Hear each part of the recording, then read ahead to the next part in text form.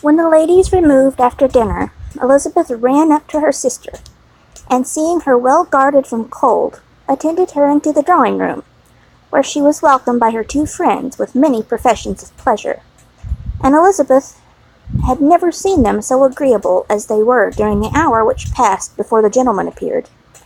Their powers of conversation were considerable. They could describe an entertainment with accuracy, relate the anecdote with humor, and laugh at their acquaintance with spirit. But when the gentlemen entered, Jane was no longer the first object. Miss Bingley's eyes were instantly turned towards Darcy, and she had something to say to him before he had advanced many steps. He addressed himself directly to Miss Bennet, with a polite congratulation. Mr. Hurst also made her a slight bow, and said he was very glad, but diffuseness and warmth remained for Bingley's salutation. He was full of joy and attention. The first half-hour was spent in piling up the fire, lest she should suffer from a change of room, and she removed at his desire to the other side of the fireplace, that she might be farther from the door.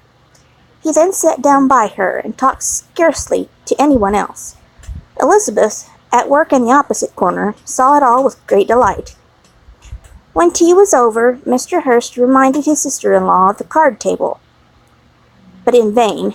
He had obtained private intelligence that Mr. Darcy did not wish for cards, and Mr. Hurst soon found even his open petition rejected. She assured him that no one intended to play, and the silence of the whole party on the subject seemed to justify her. Mr. Hurst had therefore nothing to do but to stretch himself on one of the sofas and go to sleep. Darcy took up a book. Miss Bingley did the same, and Mr. Hurst, principally occupied in playing with her bracelets and rings, joined now and then in her brother's conversations with Miss Bennet. Miss Bingley's attention was quite as much engaged in watching Mr. Darcy's progress through his book as in reading her own, and she was perpetually either making some inquiry or looking at his page. She could not win him, however, to any conversation. He merely answered her question and read on. At length, quite exhausted by the attempt to be amused with her own book, which she had only chosen because it was the second volume of his, she gave a great yawn and said, "How pleasant it is to spend an evening in this way! I declare, after all, there is no enjoyment like reading. How much sooner one tires of anything than a book! When I have a house of my own, I shall be miserable if I have not an excellent library." No one made any reply. Then she yawned again, threw her aside her book, and cast her eyes round the room in quest of some amusement, when hearing her brother mentioning a ball to Miss Bennet, she turned suddenly toward him and said, "By the by, Charles, are you really serious in meditating a dance at Netherfield? I would advise you, before you determine on it, to consult the wishes of the present party. I am much mistaken if there are not some among us to whom a ball would be rather a punishment than a pleasure." "If you mean Darcy," cried her brother, "he may go to bed, if he chooses, before it begins. But as for the ball, it is quite a settled thing, and as soon as Nichols has made white soup enough, I shall send round my cards." "I should like balls infinitely better," she replied, "if they were carried on in a different manner. But there is something insufferably tedious in the usual process of such a meeting. It would surely be much more rational if conversation instead of dancing made the order of the day." "Much more rational, my dear Caroline, I dare say, but it would not be so much like a ball." Miss Bingley made no answer, and soon afterwards got up and walked about the room. Her figure was elegant, and she walked well, but Darcy, at whom it was all aimed, was still inflexibly studious. The desperation of her feelings, she resolved on one effort more, and turning to Elizabeth, said, "Miss Eliza Bennet, let me persuade you to follow my example, and take a turn about the room. I assure you it is very refreshing after sitting so long in one attitude." Elizabeth was surprised, but agreed to it immediately. Miss Bingley succeeded no less in the real object of her civility. Mr. Darcy looked up. He was as much awake to the novelty of attention in that quarter as Elizabeth herself could be, and unconsciously closed his book. He was directly invited to join their party, but he declined it, observing that he could imagine but two motives for their choosing to walk up and down the room together. with either of which motives his joining them would interfere. What could he mean? She was dying to know what could be his meaning, and Elizabeth whether she could at all understand him. Not at all, was her answer, but depend upon it, he means to be severe on us, and our surest way of disappointing him will be to ask nothing of it.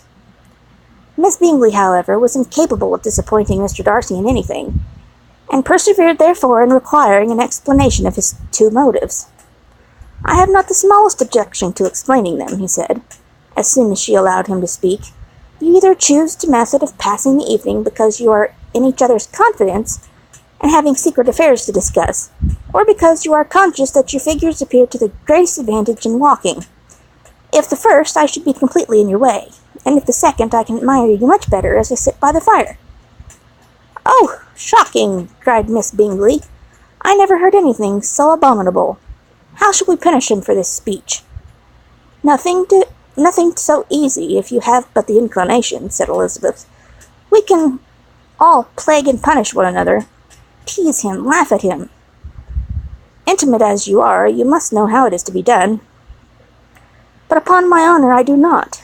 I do not assure you that my intimacy has not yet taught me that. Tease calmness of temper and presence of mind. No, I feel he may defy us there. And as to laughter, we will not expose ourselves, if you please, by attempting to laugh without a subject. Mr. Darcy may hug himself. Mr. Darcy is not to be laughed at, cried Elizabeth. That is an uncommon advantage, and uncommon I hope it will continue, for it would be a great loss to me to have many such acquaintance. I dearly love a laugh.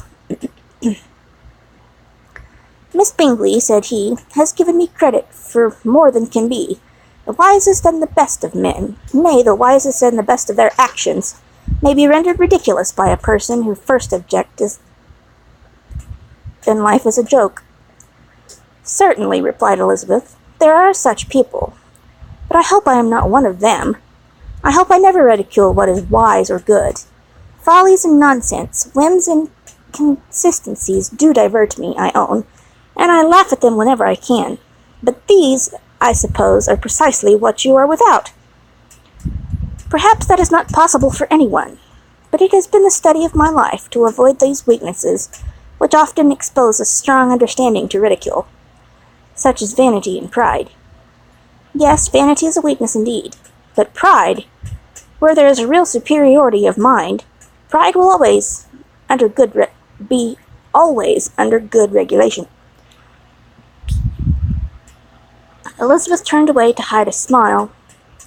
Your examination of Mr. Darcy is over, I presume, said Miss Bingley, and pray, what is the result? I am perfectly convinced by it that Mr. Darcy has no defect. He owns it himself, without disguise. No, said Darcy, I have made no such pretension. I have faults enough, but they are not, I hope, of understanding. My temper I dare not vouch for. It is, I believe, too little yielding, certainly too little for the convenience of the world. I cannot forget the follies and vices of others so soon as I have aught, nor their offence against myself. My feelings are not puffed about with every attempt to move them. My temper would perhaps be called resentful. My good opinion once lost is lost forever. That is failing indeed, cried Elizabeth. Implacable resentment is a shade and a character, but you have chosen your fault well. I really cannot laugh at it. You are safe from me. There is, I believe, in every disposition a tendency to some particular evil, a natural defect, which not even the best education can overcome. And your defect is a propensity to hate everybody. And yours, he replied with a smile, is wilfully to misunderstand them. Do let us have a little music, cried Miss Bingley, tired of a conversation in which she had no share. Louisa, you will not mind my waking Mr. Hurst. Her sister made not the smallest objection, and the pianoforte was opened, and Darcy, after a few moments' recollection, was not sorry for it. He began to feel the danger of paying Elizabeth too much attention.